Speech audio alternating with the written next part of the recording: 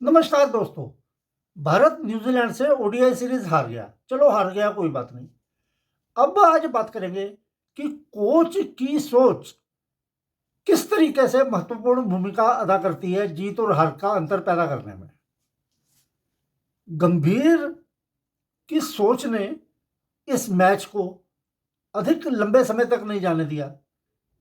उन्होंने 44वें ओवर में, अच्छा भला खेल चल रहा है, 44वें ओवर में ध्रुव जुरैल को एक मैसेज देकर ग्राउंड के अंदर भेजा।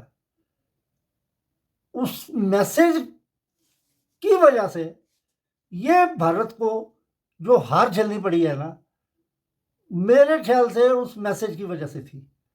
उससे पहले न्यूजीलैंड ने 337 रन बनाए। मोहम्मद सिराज के अलावा कोई गेंदबाज ढंग की गेंदबाजी नहीं कर सका और न्यूजीलैंड ने खूब जमकर रन लूटे। हर्षित राणा को 84 पड़े अपने ओवरों में। अब भारत की इनिंग शुरू हुई। शर्मा जी अपने तरीके से आउट हो गए। वो तीनों मैचों में सॉफ्ट डिस्मिसल से आउट हुए।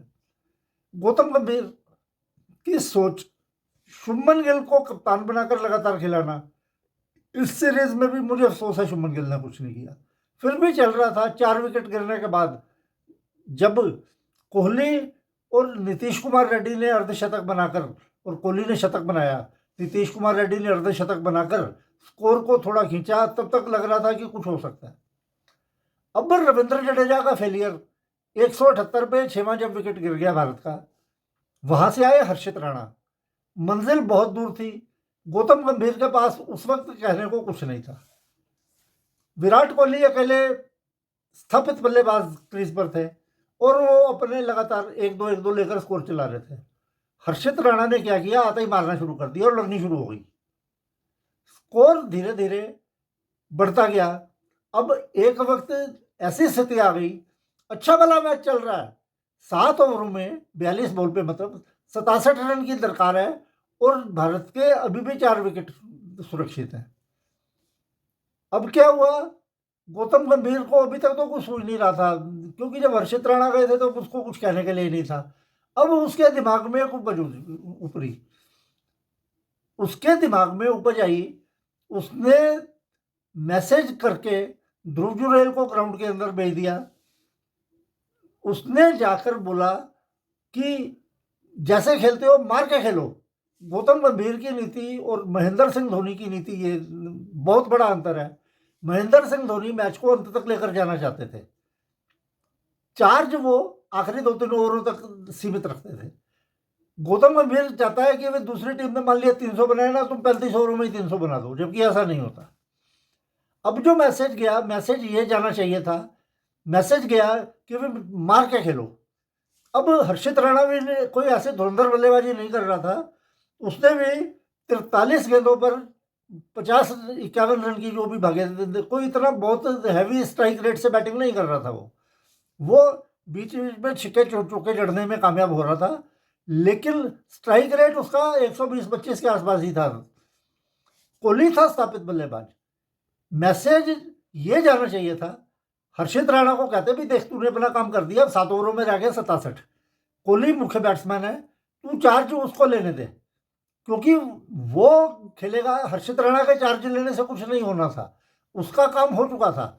पहले तो गौतम गंभीर ने कुछ बोला नहीं। अब जब 7 ओवरों में 67 रन रह गए, एक ओवर में 15 पड़ जाते हैं, तो गेंदों और बॉलों में 9 रन का अंतर कम हो जाता है।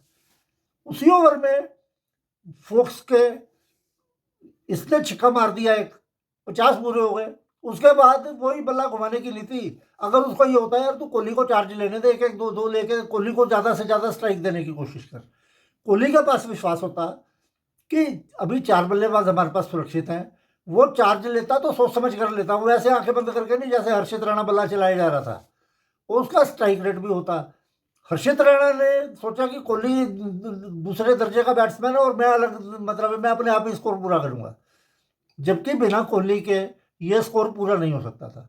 तो गौतम गंभीर का मैसेज जिसने ये दिया, मार के खेलो, जल्दी मैच खत्म करना है, अरे मार के क्या खेलो, 7 ओवरों में 67 रन रह गए थे।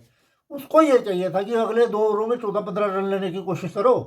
5 ओवरों में जब 50-52 के आसपास स्कोर रह जाएगा तो कोहली को चार्ज लेने दे, तू स्ट्राइक दे ज्यादा से ज्यादा कोहली को। अब गंभीर की किस्मत भी खराब है क्योंकि इसे गालियां पड़नी पड़नी है। जब भी भारत मैच हारता है सारा दोष गंभीर पे आ जाता है। उसकी यही नीति अगर राणा और 30-35 रन धुआंधार तरीके से बना देता तो वाही वाही हो जाती कि भाई बहुत बढ़िया है गंभीर ने किया। लेकिन वाही वाही गंभीर की किस्मत में है ही नहीं। एक तो कर्म उसके ऐसे, वो जो जेलस है ना, ऊपर वाला भी सब देखता है, वो इसको तरक्की करते देखना ही नहीं चाहते। तो दूसरी बात है कि मैं बताओ बताओ मैं क्या गलत कह रहा हूँ कि उसको मैसेज ये देना चाहिए था कि तू भैया अगले 2 ओवरों में 12-14 रन जितने भी तुमसे बनते हैं आराम से खेल के बनाओ। 5 ओवरों में जब रह जाएगा टारगेट, 5 ओवरों में 50, 52, 53, 54 जितने भी होंगे, तब कोहली को तू चार्ज लेने दे और तू नॉन स्ट्राइकर एंड पे अगर तेरे को मौका लगता है तो मार दे, लेकिन आंखें बंद करके नहीं जैसे वो खेल रहा था। तो इस एक डिसीजन से अच्छा भला मैच चल रहा है, उस ओवर में तुमने 44वें ओवर में न्यूजीलैंड को ब्रेक दे दिया। हड़बड़ाए हुए थे उस वक्त वो। 7 ओवरों में 67 रन वनडे इंटरनेशनल में बनते हैं, बहुत टीमों ने बनाए हैं, भारत ने भी बनाए हैं। लेकिन एक मैसेज से भाई या तो तू उनको खेलने देता वो जैसे खेले जा रहे थे। 99 रन की पार्टनरशिप हो गई 7वें विकेट के, वो टूट गई। अगली गेंद पे सिराज भी आउट हो गया। अब फंस गया कोहली। साथ में था कुलदीप यादव।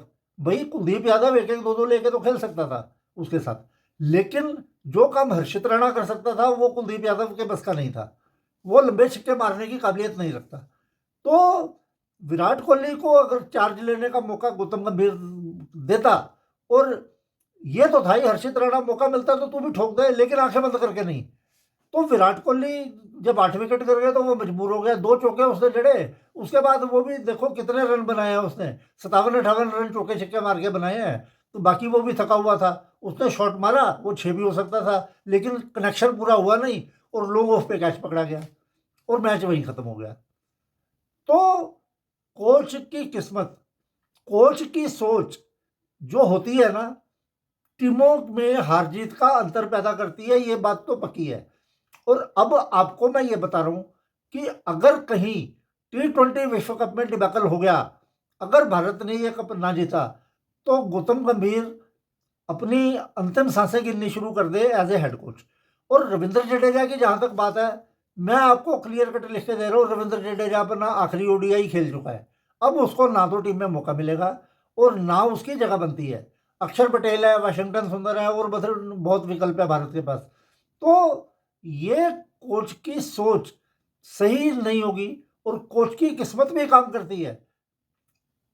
बाकी अब परसों से T20 के मुकाबले शुरू होंगे और हम आशा करेंगे कि यहाँ पर भारत की, क्योंकि पर्याप्त बैलेंस्ड टीम है, कोई ऐसा प्लेयर नहीं है जिसको हम कह सकें कि भाई दिक्कत है जिसके साथ, तो वहाँ पर भारत कम से कम अपनी नाक बचाने में कामयाब हो जाएगा और न्यूजीलैंड को ओडीआई सीरीज, ये T20 सीरीज में हरा देगा। हम परसों मैच है तो हम कल पहले T20 के बारे में विस्तार से बात करेंगे। तब तक के लिए नमस्कार।